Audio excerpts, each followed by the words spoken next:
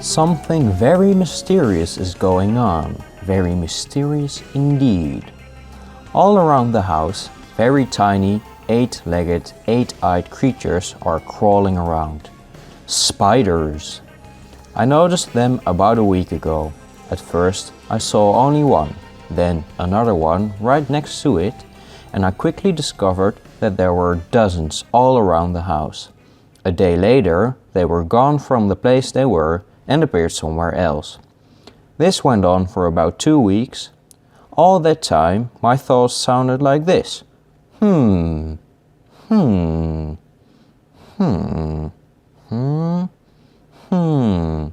Then, after 2 weeks, I thought, wait, what?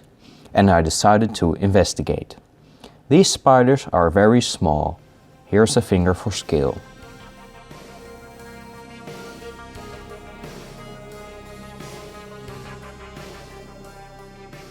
There are two obvious explanations for this problem. Either they are a kind of dwarf spider that somehow all managed to get into the house, or these are all spider babies or spiderlings from the same species.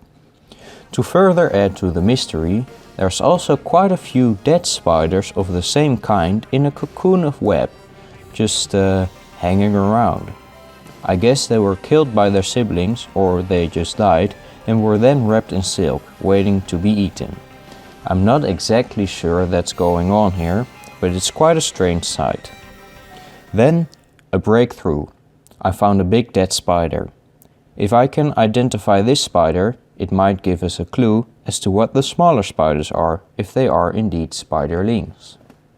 Unfortunately, this spider, which will be called Mama Spider from this point on, has a completely dried out and shriveled up abdomen.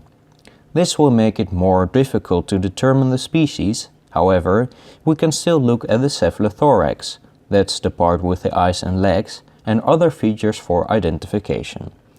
First, we need to have some obligatory microscope fun. The legs are all curled inwards, which is not very representative of what spiders look like when they're not dead. So I'm going to try to straighten the legs of Mama Spider very carefully without breaking them off. This kind of feels like doing surgery on a grape. The only difference being that this isn't surgery, nor a grape.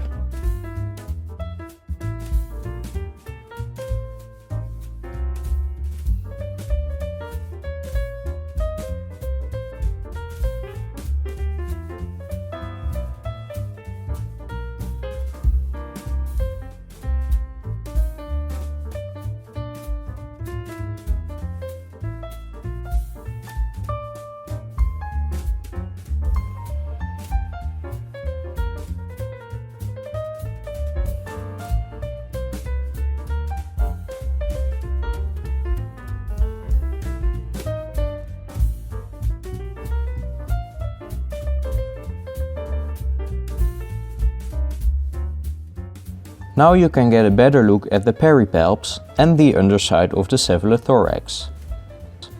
There, that's better. Boo! Why don't we also look at one of the mystery spiders through the microscope? Let's get one of them in a test tube. These test tubes were brought to you by my dear patrons, by the way. I bought 100 of them. And no, they're not drugs. Look. Whoop, not drugs. So the first thing I noticed is that this little spider has a cephalothorax design very similar to that of the big spider. The underside of the abdomen also has a very similar pattern, and the legs look similar as well. So there's a good chance the mother spiderling theory is correct. It looks like this spider is not having a great time in the test tube, so let's quickly put it back in its web. I filmed this very badly, but the spider is back.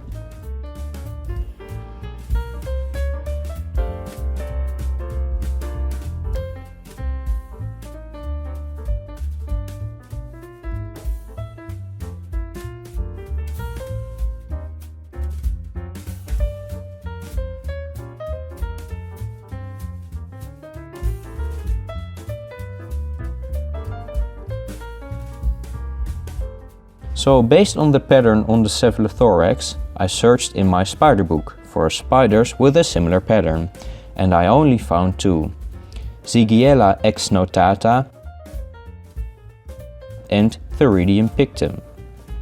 Based on the cephalothorax pattern, the legs and the underside of the abdomen, the mama spider has to be a Zyghiella x-notata, also known as silver-sided sector spider or missing sector orb weaver. Venstersectorspin in Dutch.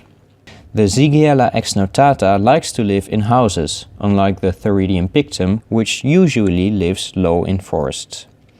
If we take a look at some pictures of spiderlings, we can see that they look exactly like the little mystery spider. So there we have it. Mystery solved. The mysterious 8-eyed, 8-legged creatures that appeared all around the house are Zyghiella x-notata spiderlings. And orphans. Case closed. Or is it? Yes, it is. These are definitely silver-sided sector spiders. However, there's one thing that does not add up, and that's the timing. Females usually lay eggs in early autumn, which hatch in spring, and the spiderlings reach maturity in August. So seeing these spiderlings in the middle of winter, well, that's just weird. And I have no explanation. But apart from that, the mystery is solved. I'm curious if any of you recognize the species right from the start of the video. If you did, let me know in the comments. You might remember that I told in the beginning of the video that the, as we now know, spiderlings moved location every day. Well, as it turns out, young missing sector orb weavers make a new spider web every day. As the name missing sector orb weaver might have suggested, there's something special about the webs they weave. In fact, all spiders of the genus Zyghiella share this trait. When building their web, they leave one sector open, without any spirals. If we take a look at this picture, we can see how they do it. While adding the silk spiral to the web, they simply change direction when they arrive at the desired open sector. The reason they do this is because they don't want to sit in the web all day waiting for prey. They search for a nice hidey hole where they can wait for activity in the web. They know when something's going on because they have a signal thread directly connected to the center of the web. That signal thread goes straight through the missing sector.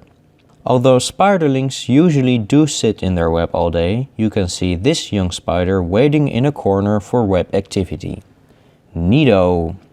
About those spiders wrapped in silk earlier, I think they were dead spiders, possibly killed by their siblings, and then wrapped to be eaten.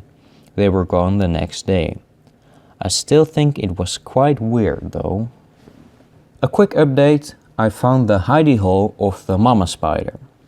I can't wait for these little spiderlings to grow up and get big and pretty.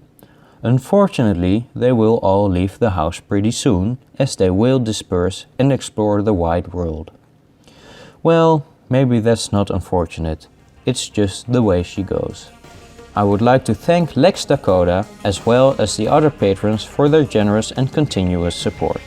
And I would like to thank you for watching. If you like this video and would like to see more like it, well, you're going to have to subscribe. Goodbye!